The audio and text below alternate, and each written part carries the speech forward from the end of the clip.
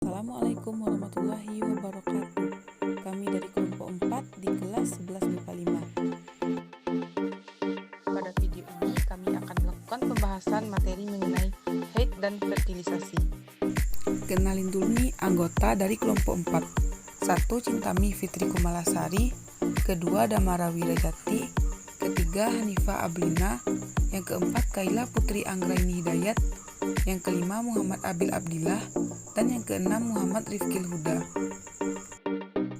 Nah, materi yang akan dibahas di sini yaitu menstruasi dan fertilisasi. Pada materi menstruasi, kita akan membahas pengertian menstruasi, hormon yang mempengaruhi siklus menstruasi, dan fase siklus menstruasi. Sedangkan pada materi fertilisasi, kita akan bahas pengertian fertilisasi dan tahap proses fertilisasi. Langsung saja materi pertama, pengertian menstruasi dan hormon yang mempengaruhi siklus menstruasi, yang akan dijelaskan oleh Kaila Putri Anggraini Hidayat. Baiklah teman-teman semuanya, hari ini saya akan menjelaskan tentang menstruasi atau haid. Nah, di sini teman-teman pasti tahu dong dengan apa itu menstruasi atau haid. Nah, jika belum tahu, saya akan menjelaskan tentang menstruasi atau haid. Menstruasi atau haid adalah pendarahan uterus secara periodik dan siklus yang normal terjadi pada wanita yang telah puber.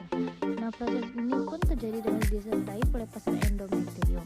Umumnya, durasi siklus menstruasi adalah 28 hari, dengan lama menstruasi adalah 4 hingga 6 hari. Jumlah darah yang dikeluarkan pun rata-rata sebanyak 20-60 ml.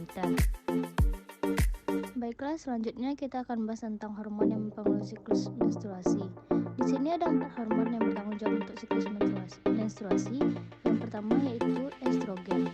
Nah, sebagian besar hormon estrogen diproduksi di ovarium atau indung telur.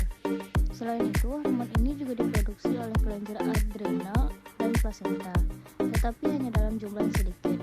Hormon estrogen berfungsi untuk membantu perkembangan dan perubahan tubuh saat pubertas, termasuk perkembangan fungsi organ seksual dan memastikan proses ovulasi. Yang kedua, progesteron. Saat perempuan mengalami ovulasi atau sedang berada di masa subur, hormon progesteron akan membantu mempersiapkan lapisan dalam rahim yang disebut endometrium untuk menerima sel telur yang telah dibuahi oleh sperma.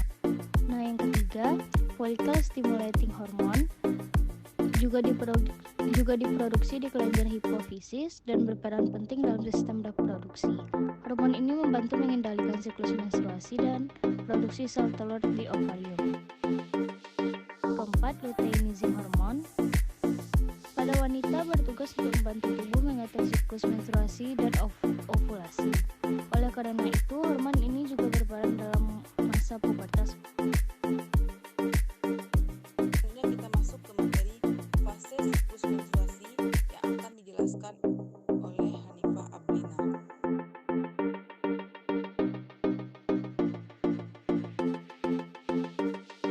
Udah tahu belum teman-teman fase siklus menstruasi itu gimana? Yuk teman-teman simak penjelasan berikut. Ada 4 fase pada siklus menstruasi. Yang pertama, fase menstruasi. Pada fase ini, lapisan dinding dalam rahim yang mengandung darah, sel-sel dinding rahim, dan lendir atau dikenal dengan endometrium akan luruh dan keluar melalui vagina. Fase ini akan dimulai sejak hari pertama siklus menstruasi dan dapat berlangsung dari selama 4 hingga 6 hari. Yang kedua, fase folikular. Tahapan ini berlangsung sejak hari pertama menstruasi sampai memasuki fase ovulasi. Pada tahapan ini, ovarium akan memproduksi folikel yang berisi sel telur. Pertumbuhan folikel ovarium kemudian akan menyebabkan endometrium menebal. Fase ini biasanya terjadi pada hari ke-10 dari 28 hari dalam sebuah siklus menstruasi. Yang ketiga, fase ovulasi. Pada fase ovulasi, sel telur kemudian akan dilepaskan untuk dibuahi. Sel telur yang telah matang kemudian akan bergerak ke tuba falopi dan menempel di dinding rahim. Dan yang keempat, fase luteal. Setelah fase ovulasi, folikel yang telah pecah akan mengeluarkan sel telur akan membentuk korpus luteum, yang kemudian akan memicu peningkatan hormon progesteron untuk mempertebal lapisan dinding rahim. Ini juga dikenal dengan fase pramenstruasi. Pada tahapan ini biasanya akan terjadi beberapa gejala yang terjadi, mulai dari payudara membesar, muncul jerawat, badan terasa lemas, menjadi mudah marah atau emosional. Materi selanjutnya, siklus menstruasi yang akan dijelaskan oleh Intan Fitri Kumalasari.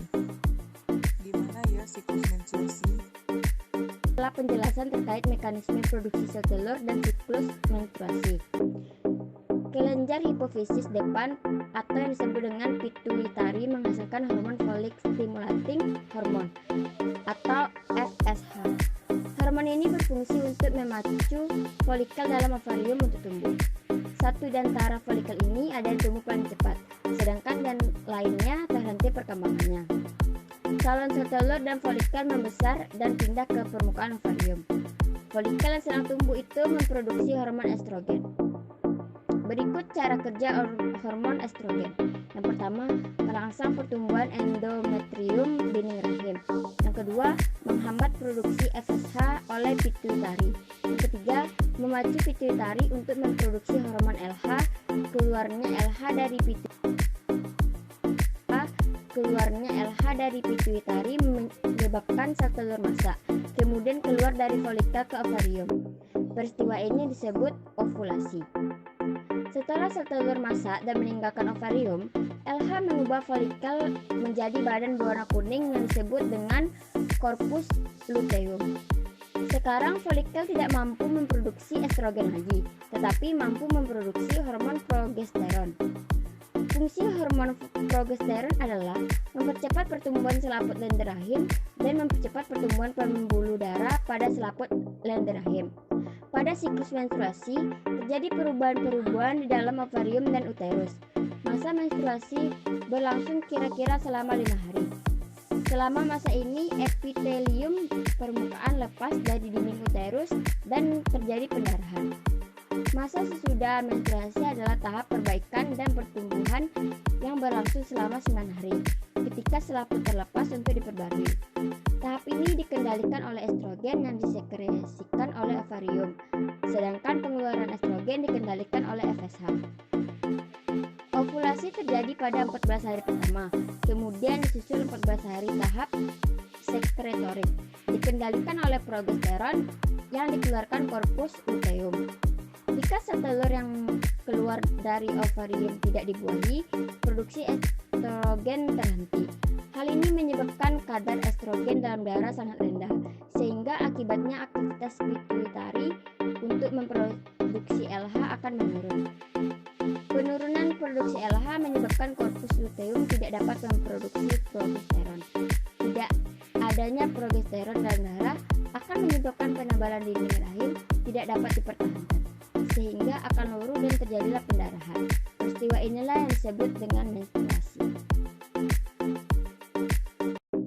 Baiklah, materi selanjutnya yaitu fertilisasi.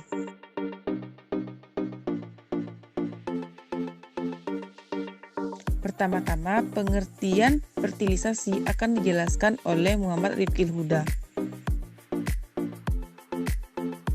Fertilisasi adalah proses ketika sel telur bertemu sel sperma dan bersatu membentuk zigot, lalu berkembang menjadi embrio sebagai cikal bakal pembentukan janin. Fertilisasi atau proses pembuahan disebut juga sebagai konsepsi dan menjadi awal terjadinya kehamilan.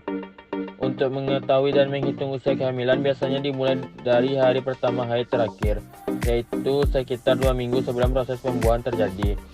Proses pembuahan atau fertilisasi diawali dengan masa ovulasi hingga implantasi. Dalam proses ini terjadi perpindahan sel telur yang sudah dibuahi ke dalam rahim. Munculnya hormon kehamilan juga menjadi tanda dan akan dideteksi oleh alat tes kehamilan sebagai tanda-tanda awal kehamilan. Teman-teman udah tahu proses pembuahan atau fertilisasi pada manusia Proses pembuahan atau fertilisasi adalah bertemunya sel telur dengan sel sperma untuk bersatu sehingga membentuk zigot, lalu menjadi embrio sebagai cikal bakal janin. Fertilisasi disebut juga sebagai konsepsi dan inilah awal mula terjadinya kehamilan. Meski demikian, dokter umumnya menghitung awal kehamilan dari hari pertama haid terakhir atau HPHT, yaitu sekitar 2 minggu sebelum proses pembuahan terjadi. Mengapa demikian? Karena tanggal pasti proses fertilisasi tersebut dapat diketahui, sedangkan HPHT dapat dengan mudah diketahui dan diingat.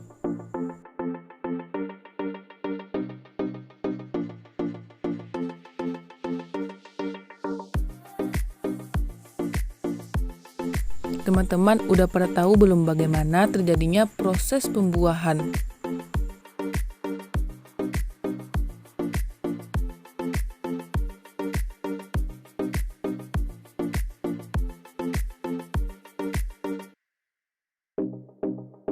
Nah, materi terakhir, proses pembuahan atau fertilisasi pada manusia akan dijelaskan oleh Damara Wirajati dan Muhammad Abil Abdillah. Yang pertama, prosesnya yaitu ovulasi. Sebelum proses pembuahan berlangsung, harus terjadi ovulasi terlebih dahulu.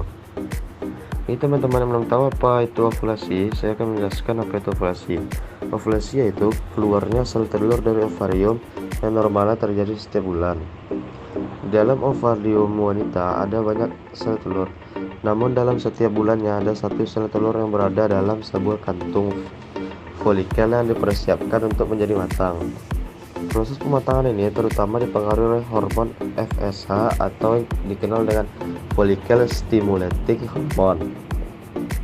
Setelah matang, sel telur keluar dari folikel sehingga terjadilah ovulasi yang dicetuskan oleh hormon LH atau luteinizing hormone. Proses ovulasi umumnya terjadi sekitar 2 minggu sebelum haid berikutnya. Pada kondisi tertentu, sel telur yang matang dan berevolusi tidak hanya satu, dan hal inilah yang menjadi alasan terjadinya hamil kembar. Proses yang kedua yaitu sel telur berpindah ke saluran tuba Fallopi.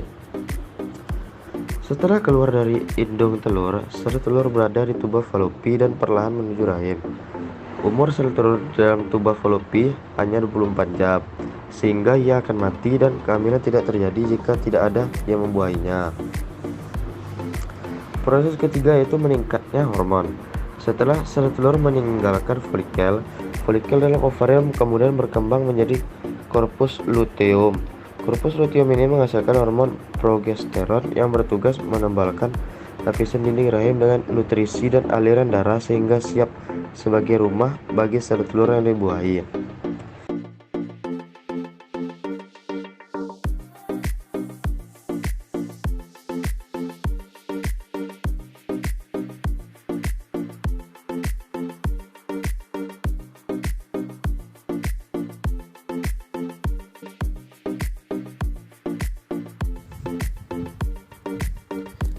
Jika sel telur tidak dibuahi, jika tak ada sperma yang membuahi sel telur akan berpindah ke rahim dan hancur. Pada saat ini, korpus luteum mengecil dan kadar hormon dalam tubuh kembali normal seperti biasanya. Lapis dinding rahim yang menebal tadi mulai mengalami proses peluruhan, sehingga keluarlah yang namanya darah haid. 5. Jika ada proses fertilisasi, kalau ada satu saja sperma yang berhasil sampai di saluran tuba Fallopi dan menerobos masuk dalam sel telur, proses pembuahan bisa terjadi. Sel telur akan mengalami perubahan sehingga tak ada sperma lain yang dapat masuk. Pada saat ini jugalah gen dan jenis kelamin bayi ditentukan. Jika spermanya mengandung kromosom Y, bayinya laki-laki. Sebaliknya, jika sperma berkromosom X, yang lahir nanti adalah bayi perempuan. 6. Implantasi. Perpindahan sel telur yang sudah dibuahi ke rahim. Tahapan dalam proses fertilisasi selanjutnya adalah implantasi. Namun sel telur yang telah dibuahi biasanya masih menetap di saluran tuba falopi selama 3-4 hari. Dalam waktu 24 jam setelah dibuahi, telur tersebut akan membelah diri. Jangan cepat sehingga menjadi banyak sel. Proses pembelahan ini terus terjadi seiring berpindahnya sel telur dari saluran tuba falopi ke rahim. Setelah itu barulah sel telur mulai berimplantasi atau menanamkan diri ke dinding rahim. Implantasi umumnya menimbulkan gejala, namun tak semua wanita mengalaminya. Beberapa mendapati munculnya bercak darah di celana dalam selama 1-2 hari. Pada saat ini, lapisan dinding rahim terus menebal dan serviks ditutupi oleh lendir tebal. Penutup ini akan tetap melindungi serviks hingga proses persalinan nanti.